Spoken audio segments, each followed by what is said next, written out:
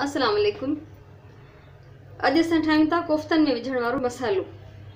कोफ्तन जे बोड़ में न बल्कि कोफ्तन जा जेके असां गोश्त जा बॉल ठाहींदासीं, गोला ठाहींदासीं, मीट बॉल्स, उन्हनि में कहिड़ो मसालो पवंदो आहे उहो मां तव्हांखे सेखारियां थी। हीअ आहे पीठल नारेल, इहो फुल भरियल हिकिड़ो नंढो चमचो।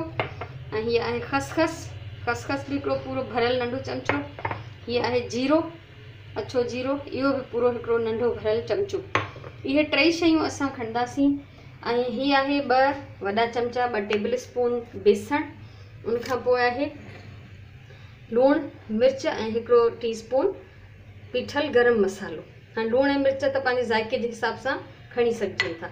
हाणे हीअ 3 मसाला जेके मूं तव्हांखे ॿुधाया, खोपरो, खसखस ऐं जीरो, इन्हनि खे ड्राई रोस्ट करिणो आहे। हीअ ॾिसो, हीअ 3 शयूं गॾे मां हिन फ्राइंग पैन में बाहि ते इन्हनि खे मां पचाए चुकी आहियां, भुञी चुकी आहियां। तए ते बि पचाए सघो था। इन्हनि में कोई तेल, घी, पाणी का शइ न पवंदी। सुकल तए ते या सुकल फ्राइंग पैन में इन्हनि खे तव्हां चङी तरह भुञो। ऐं तव्हां हीअ ॾिसो त हीअ मुंहिंजा बिल्कुलु सड़ी न वञनि, भले हल्को ब्राउन हिननि जो रंग थींदो, पर असां हिन जी ख़ुशबू ॾाढी मज़ेदार थींदी आहे। सो हीअ असांखे ग्राइंडर में पीसणो आहे, पर ज़ाहिर आहे त हीअ गरम आहे हिन महिल, इन करे फ़ौरन नथा विझूं। उनखां पोइ हीअ जेको बेसण आहे असां वटि, इनखे बि असां रोस्ट कंदासीं। उन साॻी फ्राइंग पैन मां हीअ खसखस ऐं जीरो वग़ैरह कढी चुकी आहियां। हाणे मां उनमें हीअ 2 टेबल स्पून बेसण रोस्ट कयां थी। सो हल्की बाहि ते, सड़े सफ़ा न, बाहि ॾाढी तेज़ बि न हुजे, तमामु घटि बि न, हीअ सारी बाहि हुजे त हिन जो थोरो कलर चेंज थींदो। पर हिन खे बि जेको आहे मुसलसल चमचो हलाइणो आहे त जीअं हीअ चङी तरह सां भुॼी वञे ऐं हिन जी जेका कची स्मेल आहे बेसण जी, कचाइप जेका आहे उहा ख़तमु थी वञे। सो अक्सर माण्हुनि जा कोफ्ता जेके हूंदा आहिनि सख़्तु थींदा आहिनि, पर तव्हां हीअ मसालो ट्राए कजो। जॾहिं तव्हां इहो विझंदव तव्हांजा कोफ्ता ॾाढा नरम ठहंदा। ऐं हीअ मसालो चाहे चिकन जा कोफ्ता हुजनि, बीफ जा, मटन जा, तव्हां 3 क़िस्मनि जे गोश्त में इहो मसालो विझी सघो था। मच्छीअ जे कोफ्तनि में नथी चवां, छो त उनजो थोरो डिफरेंट हूंदो आहे मसालो। सो जॾहिं वरी कॾहिं मूं मच्छीअ जा कोफ्ता ठाहिया त उहो बि इनशाला मां तव्हां सां ज़रूरु शेयर कंदमि। सो जीरो, खसखस ऐं पीठल खोपरो, पीठल नारेल असां रोस्ट करे रखियो आहे त जीअं थोरो थधो थिए त असां हुनखे चङी तरह सां पीहे सघूं।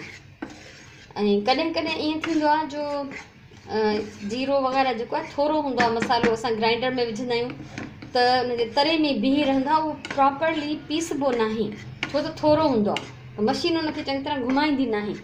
उन करे इन जे लाइ मूं हिकिड़ी तरकीब कढी आहे त असां वटि हीअ जेको हीअ पीठल मसालो आहे, मिर्च, लूणु ऐं गरम मसालो, जॾहिं तव्हां हिन खे पीहंदव, हिन भुॻल मसाले खे, त इन्हनि सां गॾु हीअ बि विझी छॾियो। हीअ भले पीठल आहिनि, पर जॾहिं गॾु पवंदा न ॿई, त हिननि जो मिक़दारु थोरो वधी वेंदो ऐं मशीन हिननि खे आराम सां घुमाईंदी। पर कॾहिं बि ग़लतीअ सां बेसण न विझो तव्हां। बेसण तव्हां ग्राइंडर में विधो, बेसण तरे में बीह रहंदो आहे, चिंबड़ी पवंदो आहे ऐं ॿिए मसाले खे बि चङी तरह पीसजण न ॾींदो। तंहिंजे करे बेसण असां न मिलाईंदासीं।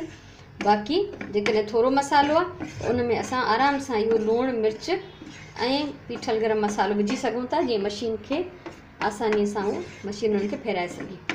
ऐं इहो जेको मां ॿुधायां थी मिक़दार मसालनि जो, इहो 1/2 किलो गोश्त जे लाइ आहे। 1/2 किलो चिकन जो कीमो हुजे या 1/2 किलो बीफ हुजे या मटन हुजे, 1/2 किलो गोश्त जे कोफ्तनि लाइ इहो मसालो काफ़ी आहे। सो हीअ बेसण मुंहिंजो भुॼी वियो आहे, मां हिन जी बाहि बंदि थी कयां।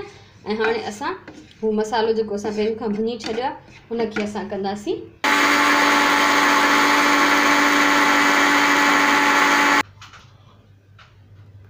सो हीअ मसालो असां पीही छॾियो आहे।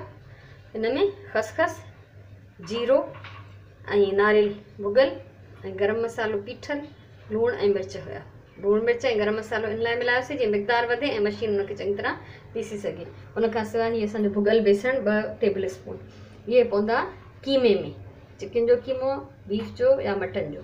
उनखां अलावा बि उन्हनि कोफ्तनि ठाहिण लाइ कुझु शयूं पवंदियूं आहिनि, पर हींअर मूं सिर्फ़ु इहो ड्राई मसालो सेखारियो आहे। जंहिंमहिल मां कोफ्ता ठाहींदमि त उहे तव्हांखे इनशाला तफ़सील सां ॿुधाईंदमि त ॿियो छा छा पवंदो उन में।